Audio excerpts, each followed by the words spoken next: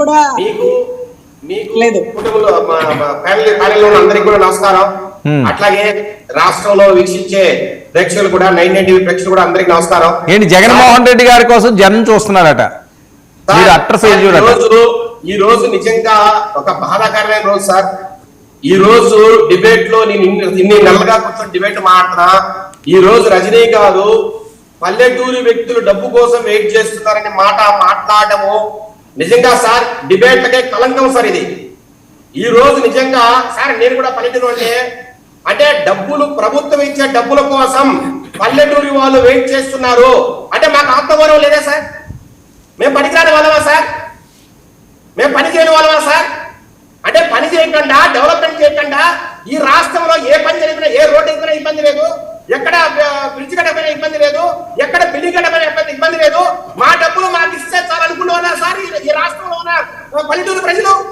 Sir పల్లెటూర్లు ఉంటేనే ఈ రోజు రాష్ట్రము దేశం సార్.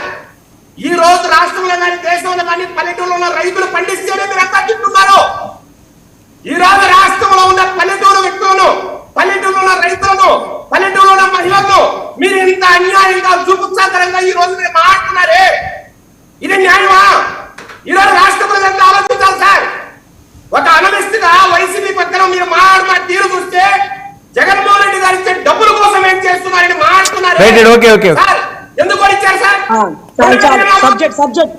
సబ్జెక్ట్ నేను అడుగుతున్నా సార్, సబ్జెక్ట్ మాట్లాడుతున్నా. రజనీ గారికి పల్లెటూరు వాళ్ళంటే ఇంత దారుణంగా ఫీలింగ్ ఉందా? పల్లెటూరు వాళ్ళంటే ఇంత లెక్కలేంతరమా? రైతులంతా మీకు ఇంత లెక్కలేంతరమా? ఆడవాళ్ళంటే ఇంత లెక్కలేంతరమా? సార్ నేను కూడా పల్లెటూరు నుంచి వచ్చా.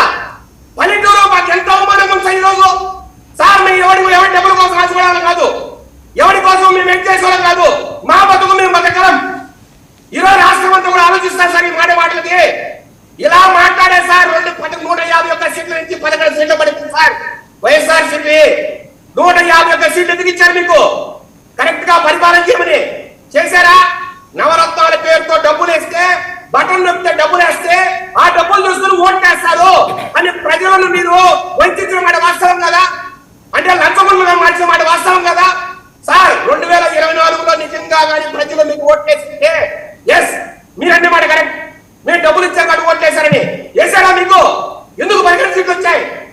ఈరోజు మీరంతా కూడా ఆలోచించుకోవాలా సార్. డెవలప్మెంట్ చేయలేదు కాబట్టి, రోడ్ వేయలేదు కాబట్టి, కాలేజీలు కట్టలేదు కాబట్టి, ప్రాజెక్టులు కట్టలేదు కాబట్టి, రైతులకు నీరు ఇవ్వలేదు కాబట్టి, ఎవరికి ఏ న్యాయం జరగలేదు కాబట్టి, ఏ న్యాయం జరగని దరిమిలానే ఈ రోజు 2024 ఎన్నికల్లో మిమ్మల్ని కొట్టపై బంగాళాఖాతంలో పడ్డారు. మీరు ఒక దెబ్బ కొడితే బంగాళాఖాతమే.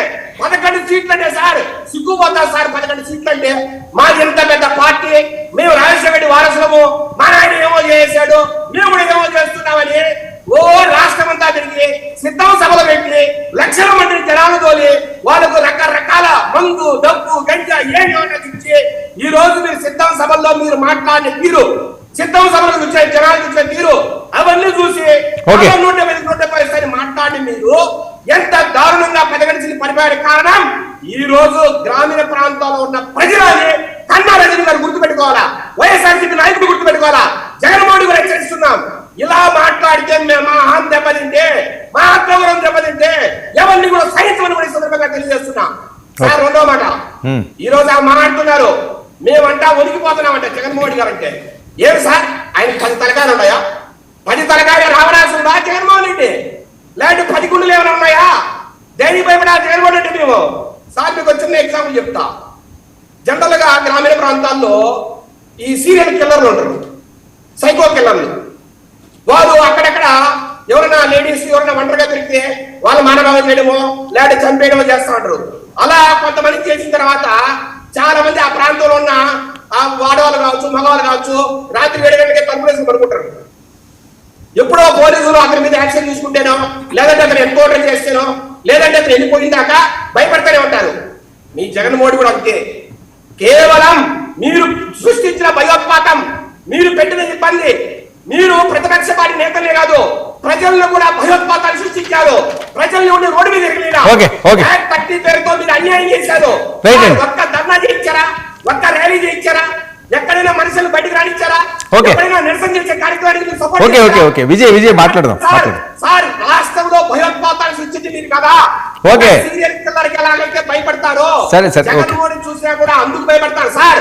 ఓకే. తెలుగుదేశం నాయకులు భయపడరు సార్. పారిశ్రామికవేత్తలు భయపడతా ఉండొచ్చు, లేదంటే సార్ కొంతమంది ప్రజలు భయపడతా ఉండొచ్చు. మళ్ళీ ఇప్పుడు వస్తే మాకు ఇబ్బంది వస్తుందేమని ఓకే, ఓకే. మేము అదే చెప్తున్నాం సార్. ఎవరు వచ్చినా భయపడద్దండి. మేము కూటమిగా కలిసి ఉంటాం, కలిసే రాజకీయాల్లో చేస్తాం. 15 సంవత్సరాల కూటమి రాజకీయాల్లో రాణిస్తుంది, ప్రజలు ఓట్లు అడుగుతుంది, ప్రజల ఆశయాల మేరకు పనిచేస్తుంది కూడా సందర్భంగా తెలియజేస్తాం. ఓకే ఓకే ఓకే నాగార్జున గారు సార్ ఏంటి పంచాయతీ?